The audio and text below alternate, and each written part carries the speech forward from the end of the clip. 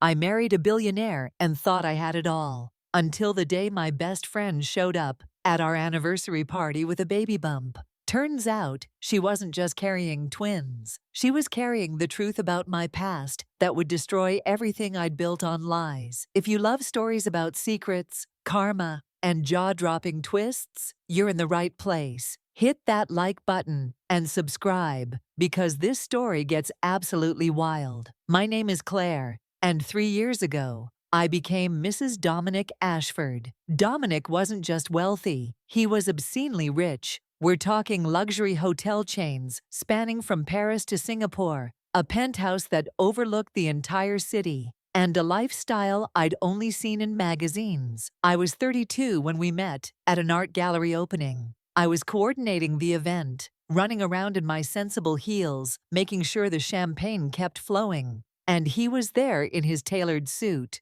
looking at me like I was the most interesting piece of art in the room. He was 45, sophisticated, and powerful in a way that made my knees weak. We were married within a year, and suddenly I went from struggling with student loans to having a black card with no limit. But here's the thing about fairy tales. They only work if you're completely honest about who you were before the glass slipper fit. And I wasn't honest, not even close. When Dominic and I were dating, he asked me about my past relationships. It was during one of those intimate dinners where you're supposed to bare your soul, you know. He told me about his ex-wife, a cold marriage that ended in a civilized divorce. He told me about a few relationships that didn't work out. Then he looked at me with those intense eyes and asked about mine. I froze because my past wasn't pretty. It wasn't the kind of story you tell a billionaire who seems to have his life perfectly together. So I lied.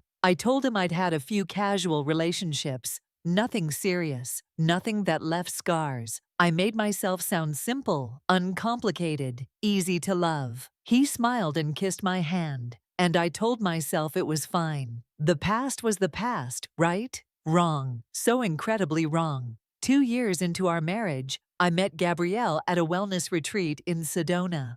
Dominic had sent me there because I'd been stressed, and honestly, I think he just wanted me out of his hair for a week. Gabrielle was magnetic. She was this successful interior designer, confident and warm, with the kind of laugh that made everyone in the room turn around. We bonded over morning yoga and late-night talks about life and purpose. She told me she'd recently moved to the city and was looking to expand her network. I told her about my life with Dominic, probably bragged more than I should have. By the end of that week, we exchanged numbers and promised to stay in touch. Here's what I didn't tell her. I knew exactly who she was. 6 years before I met Gabrielle, she was Dante. Dante was my boyfriend through college, and 2 years after, we dated for 4 years total. And it was toxic. In every way a relationship can be toxic. He cheated on me 3 times that I know of, probably more that I don't. He was controlling, jealous, and made me feel like I was never enough. When I finally left him, it destroyed me for a solid year. I had to rebuild myself from scratch. 3 years after our breakup, I heard through mutual friends that Dante had transitioned. She'd become Gabrielle, and from what I gathered, she was thriving. When I saw her at that retreat, I recognized her immediately. The eyes were the same. The mannerisms were the same. But she didn't seem to recognize me, and I made the split-second decision not to say anything. Why? Pride mostly. Shame, definitely. I didn't want to be the girl who dated someone like Dante. I didn't want Dominic to know I'd chosen someone so wrong for so long. I wanted to be the woman he thought I was. Polished, unblemished, perfect. So when Gabrielle and I became friends, I never said a word. I convinced myself she really didn't remember me, that maybe I'd changed enough that she couldn't place me. I convinced myself, it would be fine. Gabrielle started becoming a regular part of our lives. She'd come to our dinner parties, our charity events. Dominic liked her immediately. She was charming and talented, and when we needed someone to redesign our vacation home in Tuscany, he insisted we hire her. I should have said no. God, I should have said no. But I didn't want to seem jealous or paranoid, so I agreed. That's when things started shifting. The calls between Dominic and Gabrielle became more frequent. Business calls, he said. Design decisions that couldn't wait. I'd wake up at 2 in the morning and find him on the phone, his voice low and intimate, in a way that made my stomach turn. I found her earring in his car once. He explained it away so smoothly, she must have dropped it during a site visit. I wanted to believe him, because the alternative was too devastating to consider. My sister Beth visited around this time and immediately hated Gabrielle. She pulled me aside at brunch and said, "There's something off about her, Claire. The way she looks at Dominic, the way she watches you, it's not right." We got into a huge fight about it. I defended Gabrielle because defending her meant defending my own choices, my own lies. Then came our 3rd anniversary party. Dominic went all out. 150 guests, live orchestra, champagne towers that cost more than most people's cars. I wore a custom gown and felt like a queen. For one night, I felt like I'd actually made it, like all my lies and omissions were worth it for this moment. Gabrielle arrived late in this stunning emerald dress that hugged her baby bump. Wait, baby bump? I hadn't known she was pregnant. She hadn't mentioned it at all. I felt this weird flutter of hurt. Why wouldn't she tell her best friend? Then she asked for everyone's attention. The room went quiet, and she smiled this beautiful, terrible smile.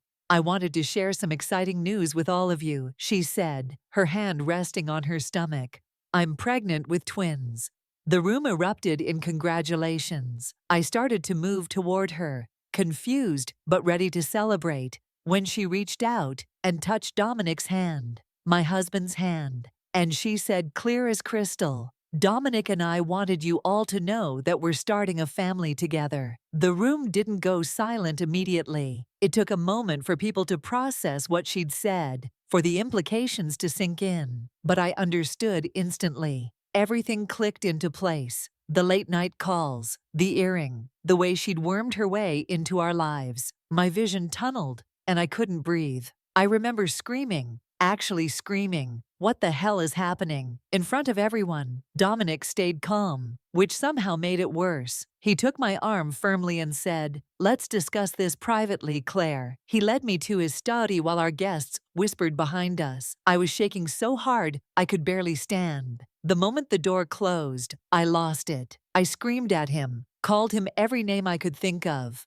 and he just stood there, perfectly composed, waiting for me to run out of steam. When I finally stopped, gasping for air, he said, "I know about Dante." My blood turned to ice. He continued, his voice eerily calm. "I've known for 8 months. I hired an investigator when Gabrielle first came into our lives. Something felt off, so I looked into her. Imagine my surprise when I discovered that my wife's new best friend was actually her ex-boyfriend from college. The same ex you told me never existed." I tried to speak, but nothing came out. He went on, "If you could lie about something this fundamental, what else have you lied about? How can I trust anything about you, Claire?"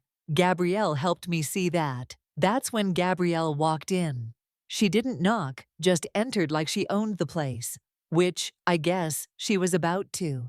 She looked at me with something like pity, and that's when I knew this wasn't an accident. This wasn't even just an affair. This was revenge. She confirmed it all. She told me she'd recognized me immediately at that retreat. She'd sought me out deliberately after discovering I'd married a billionaire. She'd never forgiven me for leaving Dante, for abandoning him when he was at his lowest. Never mind that he'd cheated on me repeatedly, that he'd made my life hell. In her mind, I was the villain of our story, so she decided to take everything I had. She seduced my husband, got pregnant with his children, and used my own lies as the weapon to justify it all. "You built this life on erasing your past, erasing us," she said. "I just showed Dominic who you really are." Everything that happened after that, that was his choice. The next hour was a blur of legal jargon and cold revelations. Dominic had been planning this for months.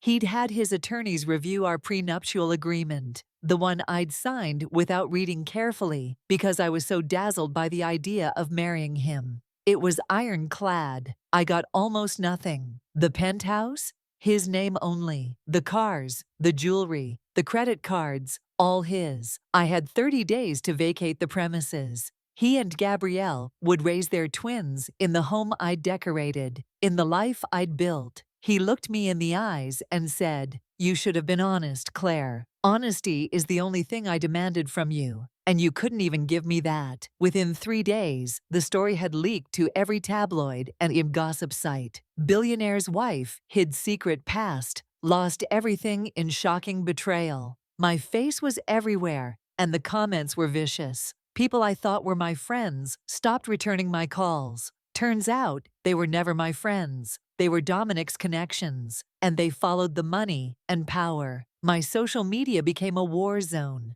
People called me a liar, a gold digger, a fraud. Some said I deserved everything I got. I deleted all my accounts and moved into my sister Beth's spare room with 2 suitcases of clothes and a shattered ego. I spent the first month crying. Then I spent the next 2 months numb. Beth forced me into therapy, and slowly, painfully, I started to understand my own role in this disaster. Yes, Gabrielle was vindictive. Yes, Dominic was cruel. But I had lied. I had built my entire marriage on a foundation of omissions and half-truths because I was ashamed of who I'd been. I was so desperate to be worthy of Dominic's wealth and status that I erased my own history. And that desperation, that dishonesty, it poisoned everything. My therapist asked me once, "Did you ever actually love Dominic? Or did you love what he represented?" I couldn't answer her. 6 months passed. I got a job in retail, which was humbling in ways I can't even describe. I went from having a personal shopper to folding sweaters for minimum wage. But something strange happened. I started to feel lighter. The penthouse had been beautiful, but it had never felt like mine. The designer clothes were gorgeous, but I'd always felt like I was playing dress up. For the first time in years, I was living an honest life, small, humble, but honest. Then, a year after everything fell apart, I ran into someone at a coffee shop who knew both Dominic and Gabrielle. We made awkward small talk, and then she leaned in and whispered, "Have you heard about Dominic and Gabrielle?" I hadn't. I'd avoided all news about them like it was toxic. She told me their relationship was imploding. The twins were 3 months old, and Gabrielle was drowning. Dominic had become controlling and cold, exactly like he'd been with me toward the end. She wasn't allowed to work. He monitored her phone. He'd already been photographed with a younger woman at a business dinner. The fairy tale Gabrielle had fought so hard to steal was rotting from the inside. 2 weeks later, Gabrielle called me. I almost didn't answer, but curiosity got the better of me. She was crying. She told me she'd made a terrible mistake, that she'd destroyed my life to step into the same prison I'd escaped. Dominic was suffocating her. She had no money of her own, no independence. The twins kept her up all night while he traveled for business and did God knows what. She said, "You were right to leave Dante. You were right to leave Dominic. I should have listened instead of hating you." Part of me wanted to gloat. Part of me wanted to hang up. But mostly I just felt sad for both of us. I told her, "I forgive you, Gabrielle. I do, but I can't save you. You have to save yourself, just like I had to." I hung up and cried for an hour. Not for her, really, but for all of us. For the ways we hurt each other, for the ways we hurt ourselves. My life now looks nothing like it did 3 years ago. I went back to school to study psychology. I want to help people who've survived narcissistic relationships, who've lost themselves trying to be perfect for someone else. I started a blog about my experience, and the response has been overwhelming. Hundreds of people have reached out to share their own stories. I met someone new, too. His name is Daniel, and he's a high school teacher. We met at a community center where I volunteer. He drives a 10-year-old car and brings me flowers from the grocery store, and I've never felt more cherished in my life. We talk about everything: my past with Dante, my marriage to Dominic, all of it. No secrets, no lies, just honesty. Last month, I received a letter from an attorney. A whistleblower had exposed Dominic's hotel empire as part of a massive money laundering operation. His assets were frozen, and he was facing serious prison time. Gabrielle had left him, taking the twins to her mother's house, with nothing but a diaper bag and her dignity. The billionaire who'd seemed untouchable was losing everything, just like Ike had. Except when I lost everything, I found myself. I don't think he ever will. Here's what I learned from all of this. I thought keeping secrets would protect my fairy tale. Instead, they destroyed it. But karma doesn't just punish the villain. Sometimes karma punishes us for lying to ourselves. Gabrielle wanted revenge and got misery. Dominic wanted control and lost everything. I wanted perfection and found peace instead. The billionaire left me with nothing, but nothing turned out to be everything I needed. I'm engaged to Daniel now. We're planning a small ceremony, just family and close friends. No orchestra. No champagne towers, no pretending, just two people who've made mistakes and decided to build something real together. Some nights, I still dream about that penthouse, about the life I lost. But when I wake up in my modest apartment next to a man who knows every broken piece of me and loves me anyway, I realize I didn't lose anything that mattered. I lost the lie, and that was the greatest gift I could have received. If this story taught you anything about honesty, karma, or starting over, smash that like button. Subscribe for more real stories about life's hardest lessons. Comment below. Have you ever kept a secret that destroyed everything? Let's talk about it. Remember, the truth might hurt, but lies will destroy you. Thanks for watching, and I'll see you in the next story.